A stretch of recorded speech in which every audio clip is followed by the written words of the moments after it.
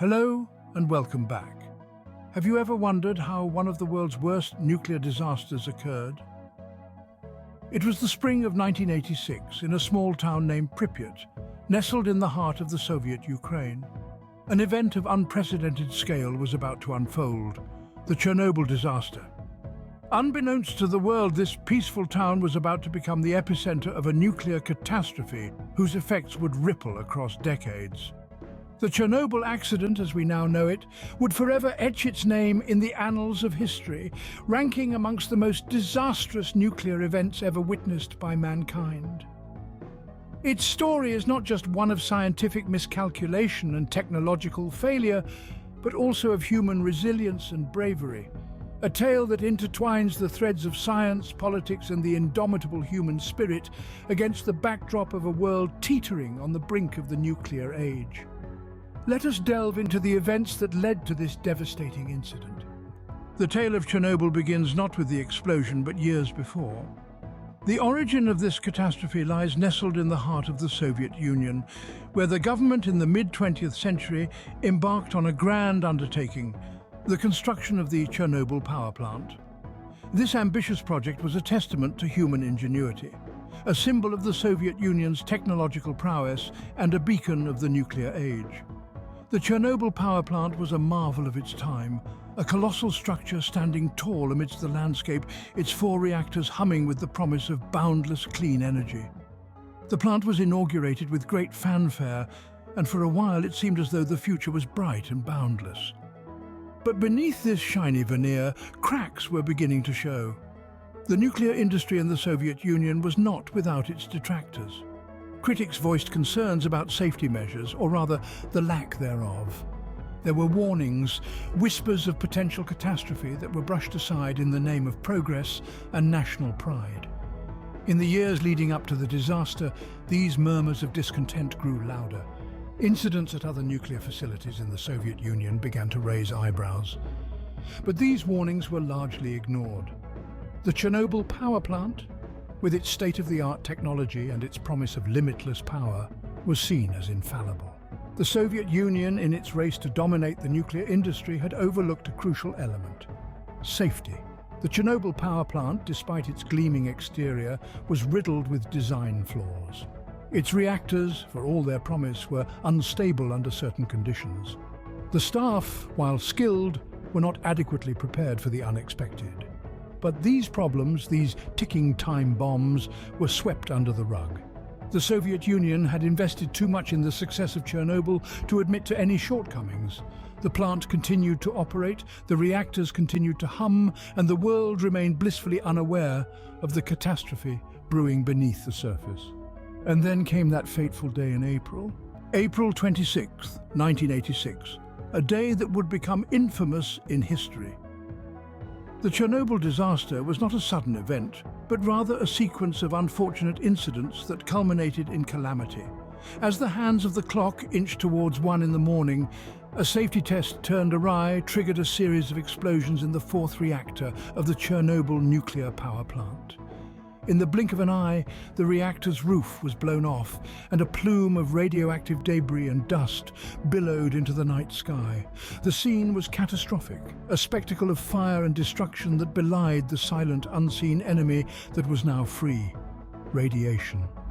While the reactor burned, the plant workers and emergency responders were the first to face the invisible adversary. Unaware of the severity of the situation, they were ill-equipped to handle such a catastrophe. Many of them paid the ultimate price for their bravery and commitment, succumbing to acute radiation sickness in the days and weeks that followed. Meanwhile, the Soviet Union, blindsided by the magnitude of the disaster, initially tried to downplay the incident. The government attempted to keep the accident under wraps, maintaining a facade of normalcy, while silently grappling with the escalating crisis. The city of Pripyat, home to many of the plant's workers and their families, continued with their daily lives, oblivious to the invisible danger that was creeping into their homes, their schools, their bodies. However, as the radioactive cloud spread beyond the borders of the Soviet Union, reaching as far as Western Europe, the true scale of the disaster could no longer be denied. International pressure mounted, and the Soviet Union was forced to disclose the accident to the world. The world would soon come to know the true extent of the disaster. In the wake of the explosion, chaos and confusion reigned. The world was oblivious to the unfolding disaster as the Soviet authorities scrambled to contain the fallout. The city of Pripyat, home to the plant's workers and their families, was eerily silent, unaware of the invisible enemy that was slowly seeping into their lives. A full day and a half after the explosion, an evacuation order was finally issued, but not before the residents of Pripyat had been exposed to dangerously high levels of radiation. The Soviet authorities assured the populace that the evacuation was temporary, a mere precaution, and that they would return in a few days. Those few days turned into weeks, then months, then years, and finally into eternity. The once bustling city of Pripyat now stands as a ghost town, a chilling testament to the disaster. Meanwhile, the Soviet authorities were busy weaving a web of deception. They downplayed the severity of the incident, dismissing it as a minor mishap. The narrative was controlled, the media manipulated, and the truth buried under a mountain of lies. But as the saying goes, you can't hide the sun with a finger. The truth has a way of coming out. Within days, the radioactive cloud had drifted across borders, reaching as far as Sweden, where alarm bells finally started to ring. The international community was alerted, and the Soviet Union was forced to admit the magnitude of the disaster. The world watched in horror as the true scale of the Chernobyl accident was revealed. The cover-up cost lives, not just in the immediate aftermath, but in the years that followed, as the long-term effects of radiation exposure began to manifest. The Soviet Union's initial denial and subsequent cover-up only served to exacerbate the disaster, turning a catastrophe into a global crisis. The Chernobyl accident stands as a stark reminder of the devastating consequences of human error, compounded by secrecy and deception. The aftermath and the cover-up serve as a cautionary tale, a lesson in the importance of transparency, accountability, and international cooperation in the face of disaster. But the story of Chernobyl does not end there. The nuclear fallout of Chernobyl continues to echo even today. The radioactive dust has long since settled, but the impact of that fateful day in 1986 continues to reverberate through the generations. The human toll of Chernobyl is a story written in the lives of those who survived and their descendants.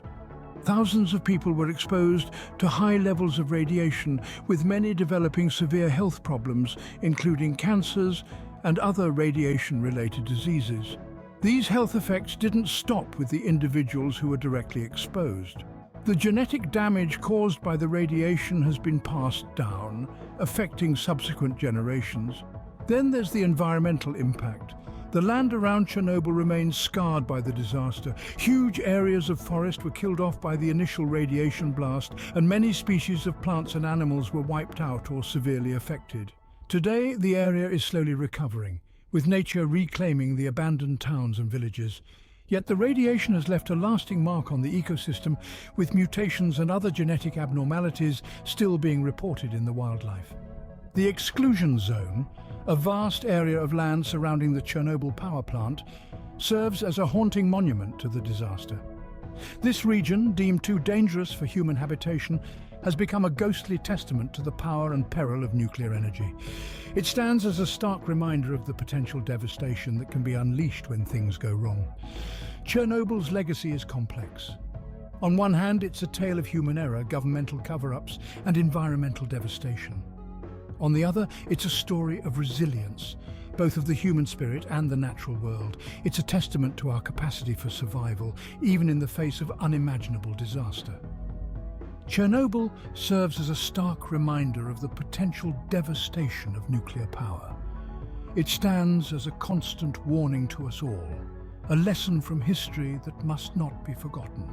So, what have we learned from the Chernobyl disaster?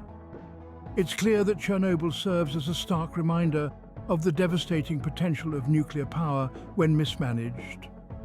The accident underscored the need for transparency, safety measures, and crisis management in the nuclear industry. It taught us that secrecy and complacency can lead to catastrophic consequences. Even today, research continues in and around Chernobyl. Scientists are studying the long-term effects of radiation on the environment and human health. The area is also a focus for historians and sociologists who are interested in the societal impact of such disasters. Chernobyl has undeniably left an indelible mark on our collective consciousness. It's a powerful symbol of the potential cost of technological advancement. It serves as a cautionary tale, reminding us of the importance of safety, accountability, and the power of the natural world. The ghost of Chernobyl still lingers, a haunting testament to a disaster that shook the world. Thanks for watching. See you again next time.